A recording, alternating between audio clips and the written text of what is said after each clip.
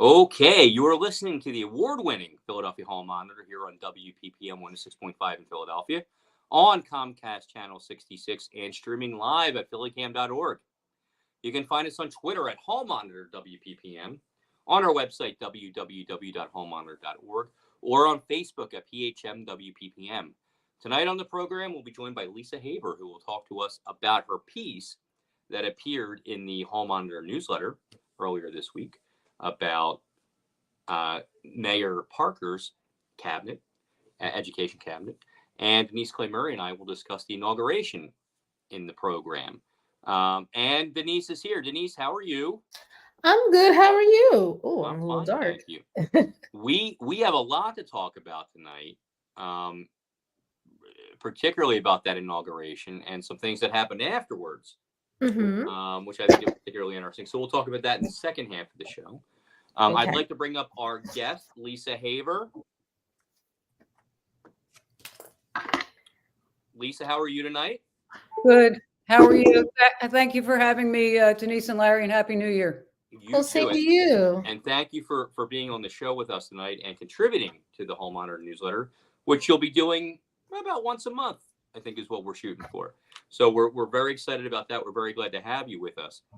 So what I'd like to jump right into this. Can you tell us a little bit about the Alliance for Philadelphia Public Schools, an organization with which you're affiliated, and how that came to be? Yeah, thanks again. So the Alliance for Philadelphia Public Schools is an all-volunteer grassroots organization made up of educators, retired educators, including school librarians, counselors, students, parents, etc. And our mission is to keep public schools public. We started it in 2012 when the privatization of public schools under the School Reform Commission was really going hot and heavy. What we believe in is a democratic system where the people of the city should have a say about what happens in their public schools. So what are the charter schools? How does that work? Very briefly, so people who may not be familiar with it. So charter schools is how the proponents of the free market political ideology came to control public schools. And it's still going on across the country. There was just a removal of all the elected officials on the Houston School Board, getting ready to privatize their public schools. So charter schools are the manifestation of the free market approach to education, which is to make it a marketplace. And one of the issues that happens here is it's not just the fact that these schools are taken out of public control, but there's a significant amount of funding that is diverted to these charter schools. There's a very significant amount of funding, and what APS has done over the years, and we went to all the SRC meetings, we go to all the board meetings. We've done a lot of research into all areas of education and public schools, but we've done a lot of research. We just at the end of last year put out 2 reports, one about most of the charter schools in Philadelphia, including the Renaissance charter schools, are under-enrolled. And we also did a report on the amount of salary and compensation that is paid to charter administrators, including their chief executive officers. And we began with the question of why does any school need a CEO unless it's a business? Right. So the theme of your piece that we ran the other day was looking at the advisors that Mayor Parker has appointed to help her make education decisions. What were some of the issues you saw there? I have to say, Larry and Denise, I was really taken aback at the names that we saw on that list. The 2 ways to look at it is who's on the list and who's not on the list. And, APS members go to meetings all the time, action meetings. We whenever they have them, they're the education committee of city council. We try to attend all those meetings. So we know who the people who are out there who are fighting for issues like the people who fought and won on the issue of opening up pools, particularly in West Philadelphia, people who are fighting against the leveling at the beginning of the year, people who are fighting for safe schools. I did not see any name on Mayor Parker's education subcommittee that I recognized from people who are consumer grassroots education activists. I mean, obviously, none of the apps people are on that list. And what I saw was like a lot of business people running nonprofits. But what's really shocking was the people who I pointed out in my commentary, who were people who I would say, in the words of the late great Jerry Mondesire, people feeding at the public trough. Okay. And you have a little bit of a presentation you want to show us about this. Well, the reason I wanted to write it, I mean, overall, I want to feel optimistic about Mayor Parker, and my experience with her from the years, I go back to 2013 when they were getting ready to close down all of those schools, like 25 schools, and Sherelle Parker, who was then a state representative, was at a lot of those neighborhood meetings fighting to keep those schools open. So I really have always had a high regard for her in that issue. And that's why I was pretty shocked to see some of the names on this list who, as I said, it's not like you don't think you're going to see anybody from the charter sector on that list, but the people who were chosen are people that I would call, education profiteers, including the CEO of Aspira Incorporated. Two of those schools that they had taken control of, Olney High School and Stetson Middle School, the district took back because they were performing so poorly. But that's not that unusual because the Renaissance Initiative was such a big failure. What was shocking was that their CEO, who was on the mayor's education subcommittee, Aspira had to pay out a $350,000 sexual harassment suit that was brought against Mr. Calderon, the CEO. And it became such a big problem that Mayor Kenny removed Calderon, who had been serving on the Human Relations Commission. Why do you want somebody like that, on your education committee? There's so many good people in the city who are really fighting for, safe buildings and for good education for children. That I found shocking. And I think the issue is important because people need to come back and have a voice on education, and to remind people that in a lot of ways, people in Philadelphia, when it comes to control of the public schools, are disenfranchised. They're disenfranchised first because they don't get to vote for their school board members. There are 9 people on that school board. The mayor, we don't have local control. We have total mayoral control. So every district in not just Pennsylvania, but the tri-state area, New Jersey, Delaware, except for Philadelphia and Chester Upland, and Chester Upland is very heavily charterized also. Every district has an elected school board. I mean, that's just our system of government, that when people are controlling a major part of your life and the government, and has like our school board controls a $4.5 billion budget, but the people of the city don't get to pick those people. Only the mayor does. The city council does confirm them, but that has not been a very rigorous confirmation process that we have seen. The mayor chooses all 9 members of the board.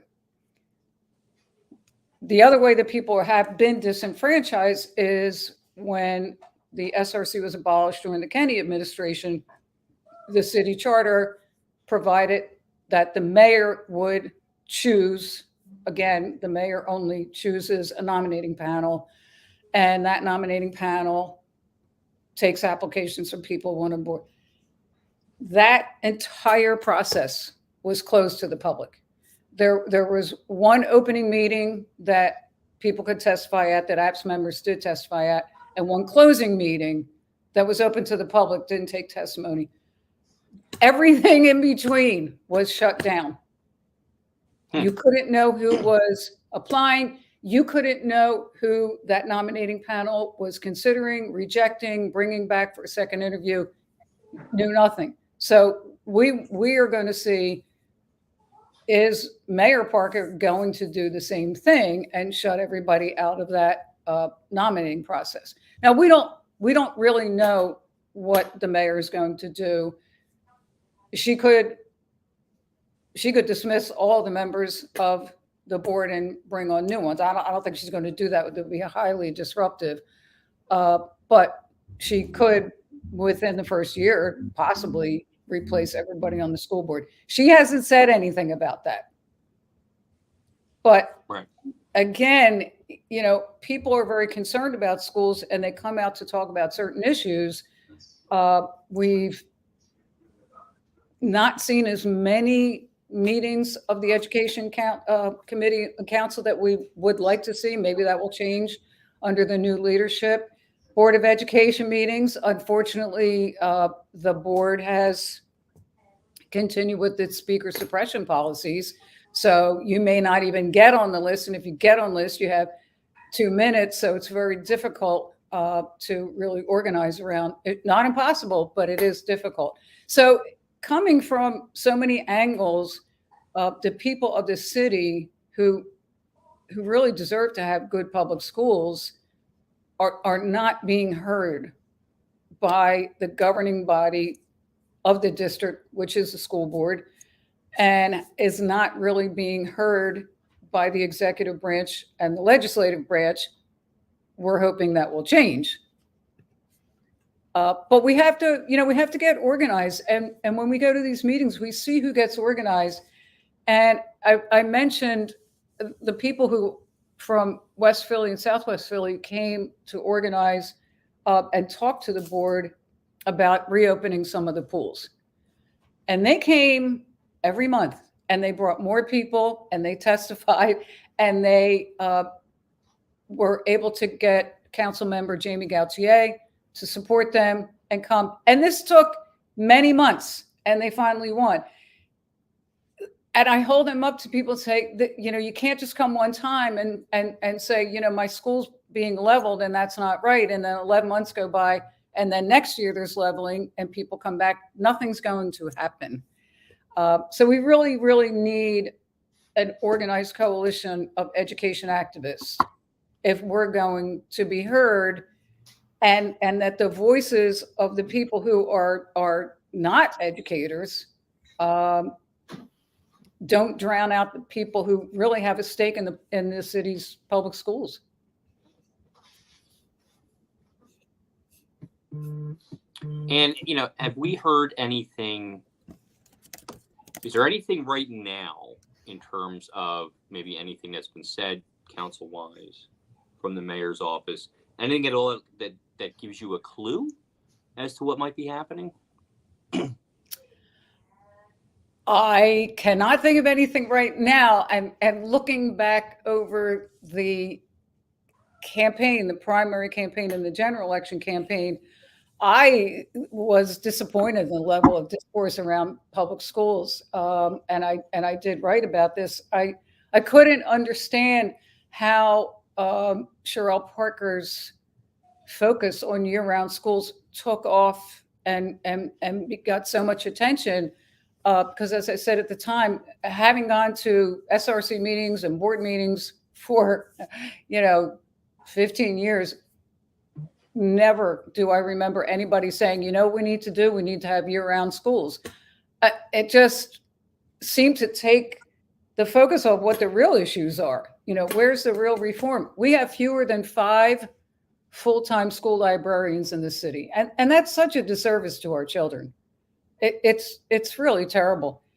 Bring back school librarians. Really, tell people whether or not their school is safe and what you're going to do about it. Smaller class size. Things can be done. It's not just the fact that we're underfunded by the state. That is an ongoing problem. But what APS looks at also is, in addition to fighting for the state funding, is to say, what are the district spending priorities? What is the Board of Education spending money on?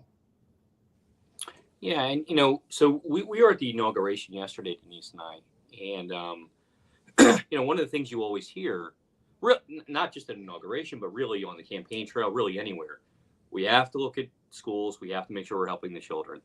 As someone who covered this campaign as closely as anybody, Denise, was there a level of rhetoric about the public schools that got you thinking, oh, this is what they're going to do. Here are some changes. Here's a plan. Did any of that come to fruition? Throughout most of the campaign, whenever the discussion of school, there was really no discussion of schools per se. It was a discussion of schools as it fit in with public safety. We couldn't get away from public safety and gun violence, even in debates at schools that were supposed to focus on education. Right. It never, education maybe got 5 minutes in an hour-long debate. And, everybody is on the same page when it comes to understanding that without a good education, you're not going to get rid of a lot of the societal inequities that are directly connected to gun violence. And yet, all I heard yesterday when it came to education was, oh, we're not going to have the charters and the regular public schools fight against each other. First of all, when you say to charters that they're conducting themselves like private schools, they're like, we're public schools. I'm like, until the public wants you to explain yourselves, then all of a sudden we're picking on you. And I get the feeling, based purely on, who was on this committee, and I know some of these folks who are like, heavy duty charter school proponents. I get the feeling that not only is it going to continue to be an us versus them, but the us is going to lose every time. And what's really sad is that the whole purpose of charter schools, at least how I understood it when they put the legislation together, was to provide conventional public schools with, innovation by using these schools to innovate. If there has been an innovation that has been the result of a charter school at any point since the charter school law was passed in the late 1990s, I have yet to see it. And the thing is, it's not something that's ever forced on us. So yesterday at the inauguration, Mayor Parker, and I'm going to hold it up here. I don't know if you can see it. It's basically her plan for being mayor. It's broad strokes, but I'll give you a little bit of the education component here. The goal is to innovate to provide a world-class education for Philadelphia students of all ages and socioeconomic backgrounds. I mean, that could apply to, I think we would all say that if we were the new mayor. That would be our slogan. But long-term vision, the Parker administration will bring a unified vision and organizing strategy to the Philadelphia education system. So she talks, and one of the main themes of her speech yesterday was bringing people together, different stakeholders, intergovernmental. So, okay, that fits with that. Her 100-day initiatives convene 2 working groups to focus on 2 pressing high-impact initiatives: full day and year-round schooling, and a working group on school building modernization. And then begin outreach for a listening tour going around the city and searching for new members of the Board of Education. So those are at least the early steps that Mayor Parker is planning. I don't really understand, and yeah, I mean, concurring with what Denise said, that when every election seems to be about who wants to be the education mayor, the education governor, there was such a low level, just a surface discussion of the education issues. And again, not the education issues that we, the APS members who go to board meetings, are hearing about. No, I don't recall anybody ever saying what we need is year-round schools. What we need is a better system right now. There's so much, we're child-centered. That doesn't really mean anything. It's a school system. It's filled with children. But are you spending more money on lawyers and consultants, or are you going to put some money into bringing back school librarians? It's a question of priorities.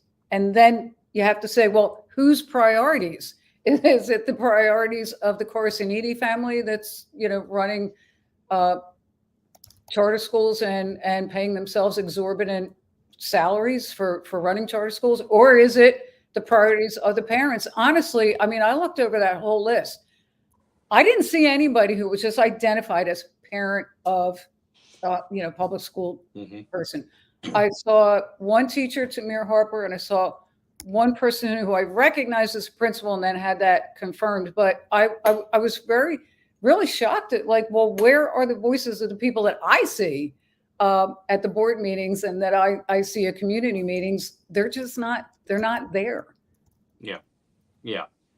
And those are the people who, who have a different set of priorities, which is more student-centered.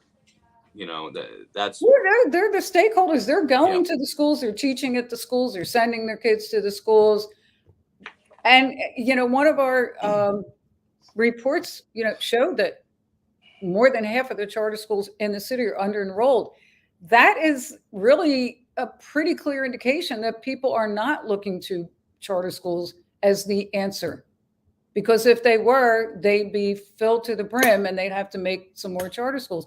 They're not. People want really good, safe neighborhood schools. Can we sometime down the road in an ideal world have year-round school? I'm not even sure that's a good idea. I think kids should have the summer off and spend it with their family. Should we have more activities where the city and the school district could work together with Parks and Rec and other departments to make sure kids have, fun, interesting, enriching things to do year round? Yeah. But just to start talking about, a longer day and a longer year, those things have been pushed by the school reformers for many years, and they don't happen. Well, and just from an infrastructure standpoint, it isn't feasible right now to have year-round schooling across the district because some of the buildings don't have air conditioning, and they can't. Some of them can't actually have air conditioning units put into the buildings because they're too old. Right. The electrical system just won't support it. I just always thought that year-round school thing was a diversion. Mm-hmm. There's at least 10 other things that you could say before year-round school. And it's not something that I have heard parents and students and educators say, this is what we need. I hear people saying, why does my child not have a library in her school? How come, her friend who lives in Lower Merion or Council Rock, they all have libraries, fully stocked libraries with a certified school librarian? That's what I hear people saying. I hear people saying, how come in September, October, we found out my child's teacher is going to be moved to another school because of leveling? And I just didn't hear those things discussed in any part of the campaign. It just seemed like all somebody had to say was year-round school, and we were off to the races. And I thought that was really a disservice to people who are the students, the parents, and the community members who are having to deal day to day with what is going on in public schools. Do you think that part of the reason for why this hasn't been addressed is because, for certain things like, libraries and better school buildings and stuff, it takes a level of political will. And the political will hasn't always been there. Well, when your system is set up to depress that political will and silence it, yeah. And we have seen that from, I mean, even the School Reform Commission never said we are going to cap the number of speakers who can speak at any meeting. They never cut people down from 3 minutes to 2. That is what's going on now, is really like an ongoing, to the point of how many chairs are in the auditorium, which may seem like, why do you care how many chairs? But if the auditorium seats over 200 people and they've got like 94 chairs, well, I guess some people aren't going to be able to come in. So there's a lot of ways that people are kept out of this discussion. If you talk to people and said, do you want your child's school to have a librarian? Yeah. I mean, who does not want a librarian? And as a matter of fact, APPS is working now with a group whose acronym is PARCEL, to restore school librarians. And we're making pretty decent inroads, but we see so much public support for librarians. That was, it never should have happened. It was like death by 1,000 cuts. If somebody had come in, if the superintendent had come in one day and said, we're getting rid of all the libraries, there would have been an outcry, but it was one by one, and it was put out as a budget issue. Well, do you want to have, a kindergarten teacher? Do you want to have a librarian?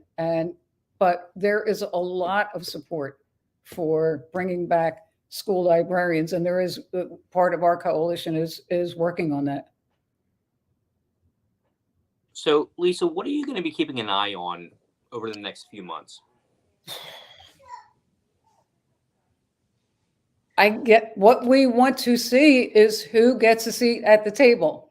And right now, it's looking like the people who are have more of a financial interest in the district are having a seat at the table. Now, there are a lot of good people on that subcommittee. Mm-hmm.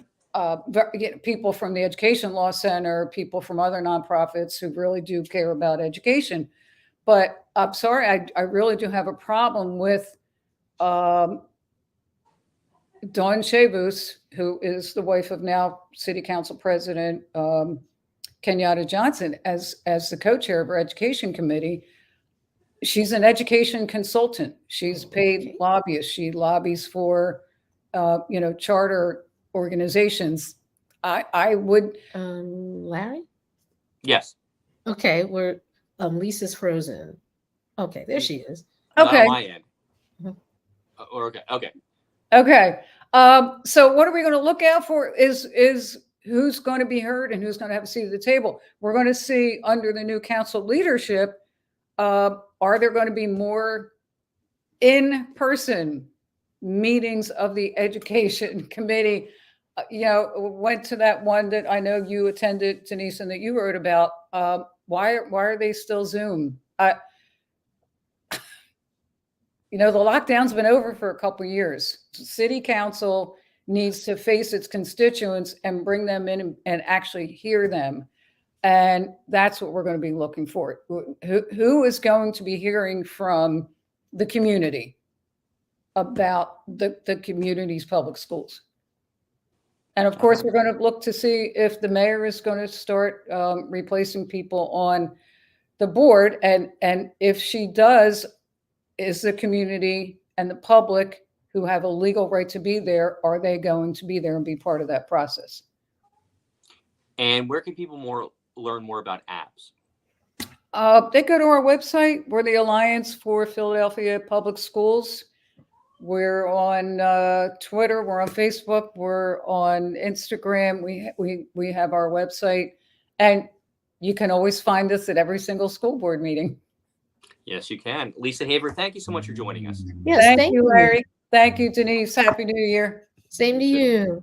All right, and that's Lisa Haver. She'll be with us once a month on the show to talk about education issues. So we're very excited about that. It's something that we wanted to get a little more into education anyway, and it's just great that we're going to have Lisa with us. So we're very grateful. So Denise, we had a big day yesterday. We were at the Met up on Broad Street for about 5.5 hours. It felt like the rest of our lives, Larry. Yeah. It was a long day.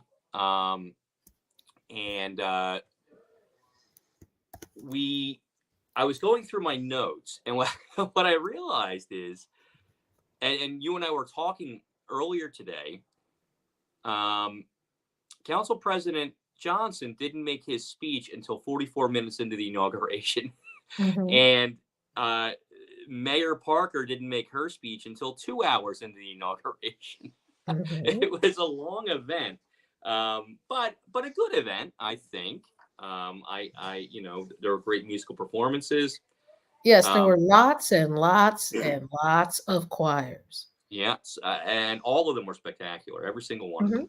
So it was entertaining in that regard, and it was good to see our government in action. Well, at least the pomp and circumstance part of our government in action.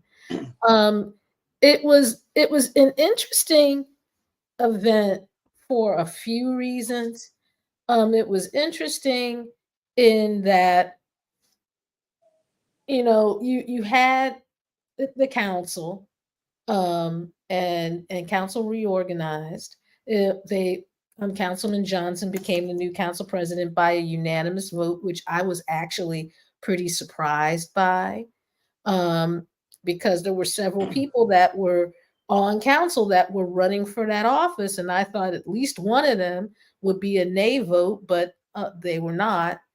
It was interesting in that this is the first council in, I guess, about 50 years where there are no at-large Republicans on the body. All the Republicans, the only Republican on council right now is Brian O'Neill, the 10th District Councilman, and the at-large members in the minority party are Minority Leader Kendra Brooks, who's an incumbent, and Reverend Nicholas O'Rourke, who was newly elected to the minority seat yesterday.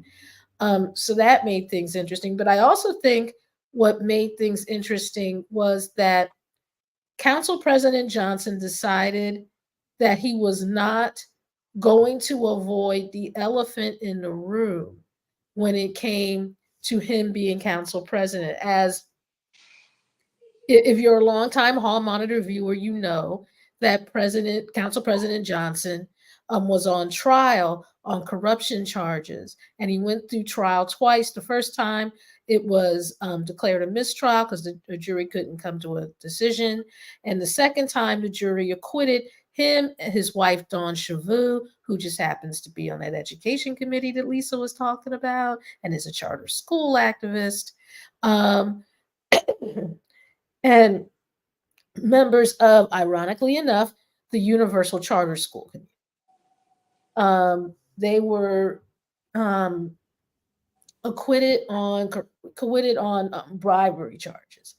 And he took an entire section of his speech to address the fact that he had these charges and that he was acquitted of them and he was right by saying this, it came up in every story about him being council president. In fact, there was a story in Billy Penn that focused almost exclusively on that as part of its inauguration coverage and didn't really, have any quotes from his inauguration speech itself.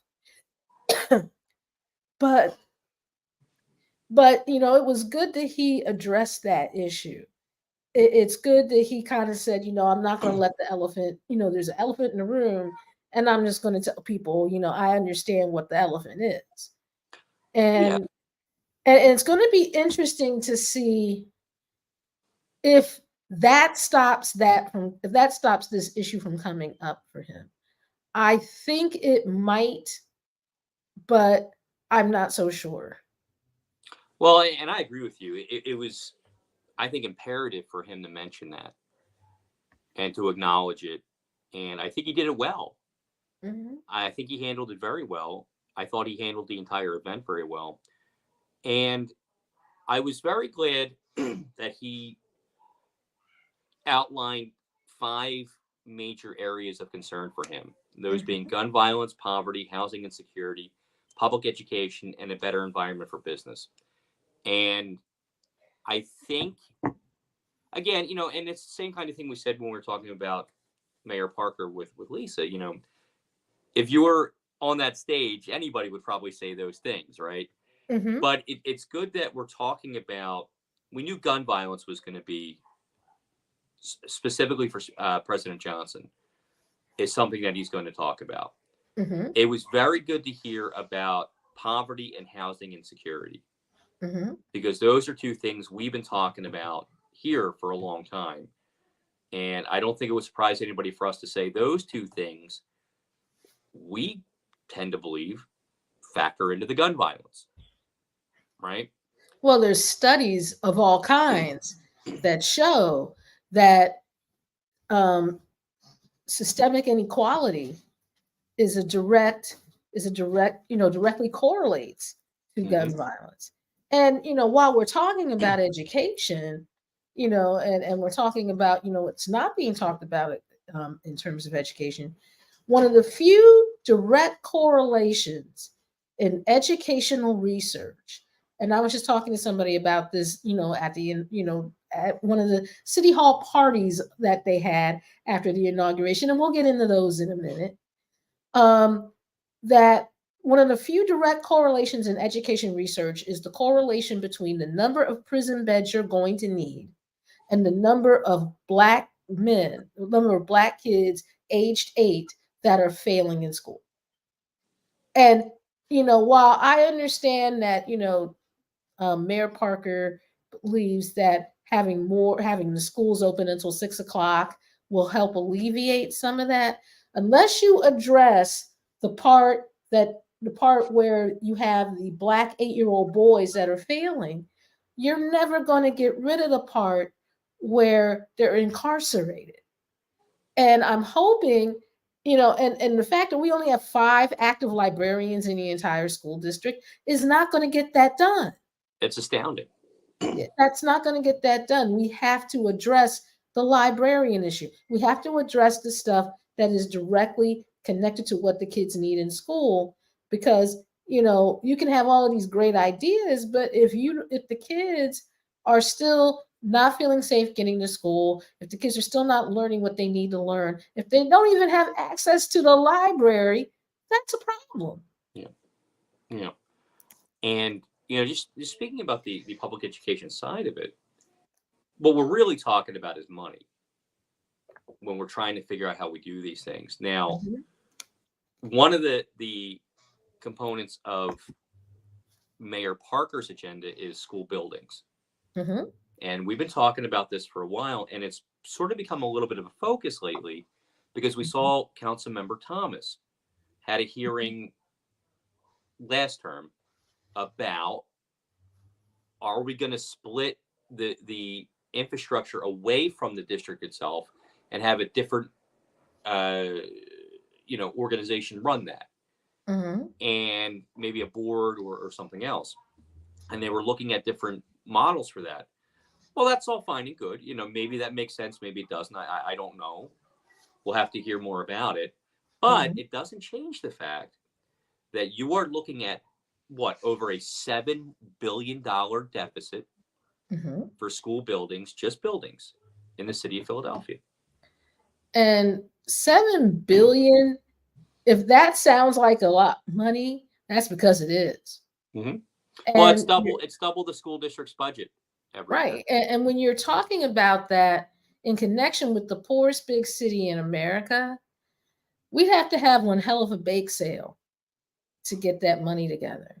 And, another thing that I found interesting about particularly Mayor Parker's speech is when she said, she was going to let everybody know that the city of Philadelphia is open for business. Now, I'm not an anti-business person. I'm not an anti-economic development person. What I am is an you know, business at the expense of people person.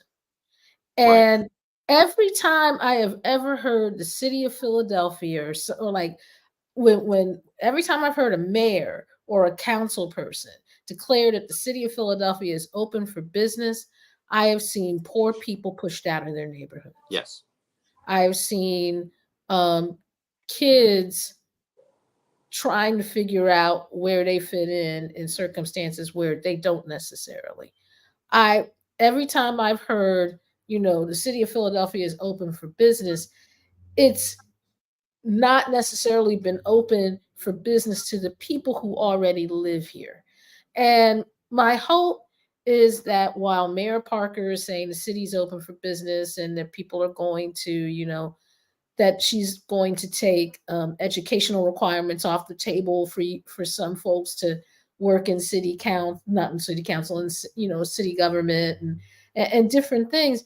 Okay, you're going to do that, but I hope that while you're doing that, you remember that even if you do that, the inequalities are large and in charge and have been around for decades, and you really need to address them and not just, put a shiny red bow on something that's already fallen apart. If Sure, the city can be open for business, but it'd be nice if folks remembered that, there are people here too. Right. And the people you need to be who need to be patrons of those businesses are the people who live here, not Exactly. the next group of people you're hoping come in. Right. I mean, I've always known when I lived in Philly, when it was time for me to move and find another place to live. When I first came here, I lived in Northern Liberties. And how I knew it was time for me to find another place to live is I saw coffee shops, dogs, and babies. Hmm. And all those three things I really didn't mind because I like a good coffee shop. Dogs are cool. I love dogs, and babies are especially cool. I can hang around with babies all the time. But generally, when you put those three things together, they are at the expense of people who already live in the neighborhood. And if you can somehow come up with a business plan that allows babies, coffee shops, and dogs without displacing people, then I'm 100% down with it. But when I lived in Northern Liberties, my Chris and I were looking for a 2-bedroom apartment, and they wanted as much as you would want for a mortgage. Yeah. And I'm pretty sure that since we did that in 2003, it's to 2024, and I'm pretty sure that it's gone way up. So, sure, business is good. Let's be open for business. Let's provide economic opportunity for everyone. And yes, the next time you hear, Mayor Parker say that, please take a shot because I'm turning it into a drinking game. Cleaner, greener, safer. Yes, that whole phrase is going to be a drinking game for our coverage in the city budget. Watch this space and use non-alcoholic beverages. But as long as if you're going to do that, great. Just make sure that the people who put you in office don't end up disenfranchised as a result. Right. And I think that's one of the keys, and that's one of the things we have to keep an eye on.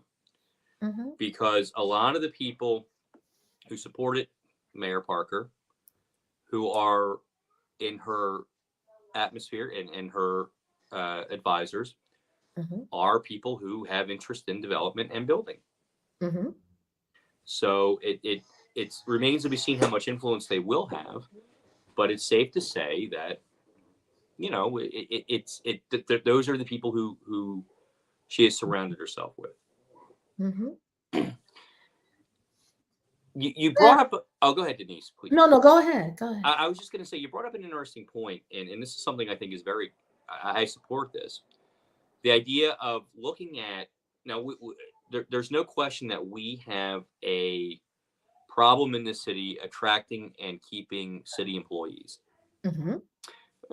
Almost every department has had these issues, particularly police department, L&I, Mm-hmm. fire department. We know that there are issues here.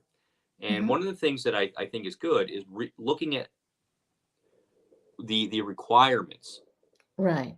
to gain city employment. And there are probably a lot of positions that require a college degree that probably don't need it. And I'm speaking as somebody who I taught at a college for 11 years. And I'm going to say, I'm not so sure that every job needs that. Maybe there's other kinds of education that factor into it. Maybe vocational training of some kind, Mm-hmm. specialty training of some kind. But I do applaud the mayor's effort to say, okay, let's look at this and make sure we're not creating an unnecessary barrier when somebody could come in and do this job as effectively as somebody with a college degree. Well, part of the reason that barrier was erected was because Philadelphia had a really nasty patronage problem at one time, where you couldn't get a gig in certain city departments unless you had an uncle or a dad or a mom who was willing to sponsor you. And they figured that they would make it a lot more, and more of an even playing field if you said, no, you can't necessarily just get in here because a relative brought you here. Um, when the executive order, doing this was signed by the mayor yesterday, she was asked about whether or not she was concerned about a return to patronage. And she said that, they had safeguards in place that could, take care of that. But, it is something that people will have to watch because, sometimes people, think that they can go back to the bad old days through a back door. So it's going to be interesting to watch. Another thing that she said during that press conference, because she was asked about whether or not this could lead to the end of civil service written exams. And that's something that that's something that the Parker administration is seriously looking at, taking away the requirement for civil service testing. And they're basing they're basing this discussion on the fact that you have colleges that are downgrading the SAT and the ACT as part of the admissions process. So it makes sense. It does. But you have to make sure that the people that you're bringing in are trainable, meaning that they can read and write, um, or that they have the kind of life experience that would do them well for this job. I don't understand why you would need a college degree to be a bill collector, for the water department, No. or to, there's a certain level of training you would have to turn water faucets on and off, or to turn gas on and off, or to provide certain services to the city. But I don't think you necessarily need it for things like trash collection. And if you can become a trash collector in the city, and I noticed because I asked my trash man this once, you can get paid really well. Granted, you're, hauling trash, and they've put certain things in place to make sure that you're not hauling like really, really heavy things of trash so you don't end up hurt. But you can do really well as a trash person if you, get into the trash department. And that is a good middle class job. And we used to have, one of the things that has helped communities of color in particular, get to the level of the middle class were government jobs, on the federal level and also, on the municipal level. So if allowing, the very people in these neighborhoods where, poverty is an issue to have access to these jobs, great. I just hope that folks have the systems in place to make sure that it doesn't turn back into a patronage system. No, you're absolutely right. And whatever we pay our trash collectors, we should pay them more, Mhm. because that is one of the most dangerous jobs in the city because of injuries, heart attacks, vehicular issues. That Medical waste that people don't throw away yeah, properly. it's actually Um, more dangerous than being a police officer, statistically speaking. mhm. So, but yeah, so these are some good ideas, and or at least things to look at. So it's Right. encouraging. Now, I'd like to talk a little bit about something that we've been a term that's been bandied around, and we have not been thrilled with it, which is state of emergency or declaring an emergency. And this Yes. happened yesterday, Denise. What does it Yes. mean? Everybody who has been calling for a state of emergency regarding gun violence got their wish yesterday. Now, according to, and I'm going to grab the state of emergency itself here so I can read it correctly. They are going to, here's how this is going to go down. It became effective last night. Um, the mayor is going to partner with city council and all branches and levels of government to prioritize public safety. And the immediate actions include the police commissioner employing any lawful means to abate the public service emergency, that vigorously enforcing the existing laws of the Commonwealth of Pennsylvania and the ordinance of the City of Philadelphia while protecting and respecting the constitutional rights of Philadelphia's residents and visitors.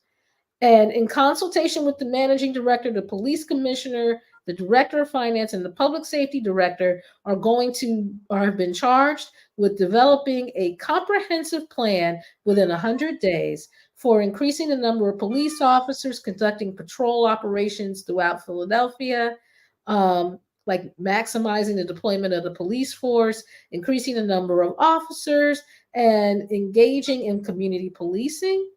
Um, and in 30 days from the effective date, which was yesterday, the police commissioner is going to report to the office of the mayor on the progress of the law enforcement in Philadelphia and status of the mandates in Section 2. Now, What does that mean, Denise? tell me and we'll both know. Yeah, Um, I I don't know. think what it means, at least because I asked, what does this mean for citizens tonight? And Mayor Parker said that they had already been thinking about what they would do in terms of the state of emergency, and you know, and that people would know that they're trying to make things safer. I think what it means immediately is that you're going to see a lot more police officers pulling over people on ATVs. I think you're going to see a lot more people getting arrested for shoplifting and petty crimes like that. If you've ever heard the term broken windows policing, Mm-hmm. where if someone breaks a window, it's considered a means of bringing down the entire neighborhood. So that's enforced. Not breaking windows is as heavily enforced as other forms of violent crime. Um, I think this also means that there are suddenly, well, not suddenly necessarily, but the police in Kensington are going to be expected to crack down a lot more heavily on the open air drug markets, which I'm I wonder, and if anybody has ever seen the television show The Wire, I don't think that we have Hamsterdam going on in Kensington. And Hamsterdam in The Wire was that section of Baltimore where you could use and procure drugs and just go on your merry drug addicted way as long as you did not leave that area. They just contained it. I don't think that Hamsterdam is going on in Kensington or any other section of Philadelphia. But I understand that, you know, folks want to see, more of a presence from the police in terms of public safety. I get it. But what has to happen and what people really need to keep an eye on is keeping this from becoming Jesus is coming, look busy legislation, because it has the potential to do that if this is not worked on properly. Yeah. If you don't have the kinds of solutions to crime that not only take enforcement into consideration, but also what led to you getting there in the first place into consideration. And I understand on some level you have to stop the bleeding, but if all you do is stop the bleeding, then we're going to be right back where we were in 6 months. Yeah. And it's going to be crucial to see what happens in these 100 days, right? What is that plan going to be when we get to the springtime? Because if it's not anything new or cutting edge, what are we doing? So that's, I think, going to be the first major test. That, in addition to budget, because the budget's going to happen right around the same time.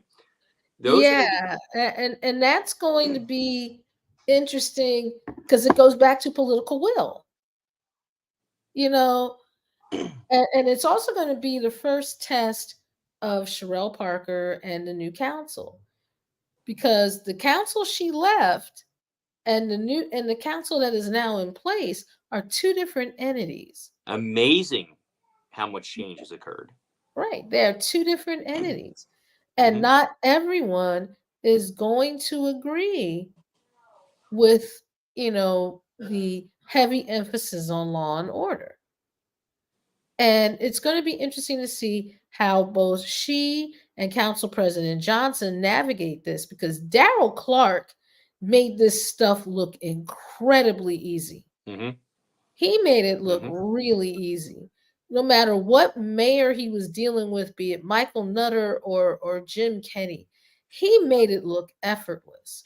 And I think, it's going to be interesting to see if Council President Johnson and Sherelle Parker and Mayor Parker can do the same. And I'm optimistic because, that they've known each other for a very long time. They've worked together at the state house level. They've worked together in city council. There's a good foundation there, I would think. We never heard of them bickering or anything like that. Right. So I think there's reason for optimism there. But again, when push comes to shove and we're in the throes of the budget season and there's negotiations that seem to, maybe come to a standstill, maybe it gets a little different. Maybe when you have people who don't have experience in those roles yet, that it does, people get annoyed with one another. We're all human beings. I think that it'd be unreasonable to think that it's always going to go well 100% of the time. But I do think that the ability to handle it is there. So we had a long day yesterday. Oh, yeah. And we got a lot coming up. So council begins again. The council session begins on January 25th. That Thursday, we'll be there. But leading up to that, we're going to have a lot of stuff for all our viewers to get ready. Not just for council, but really for this major sea change that we've seen in government. So we have some good things planned that are going to happen before council and then throughout the year that we think are going to be really useful. We've already laid some of that groundwork. We'll be having some announcements soon about some of the good things we have coming up. And if you have anything you want us to look at, let us know. Reach out to us on Twitter, email us, find us on our website. Let us know what you want to know, and we'll try to make it happen. So we want to thank everybody for joining us. We want to thank Lisa Haber for being with us. She'll be back with us in about a month. And we will see you next week on Hall Monitor.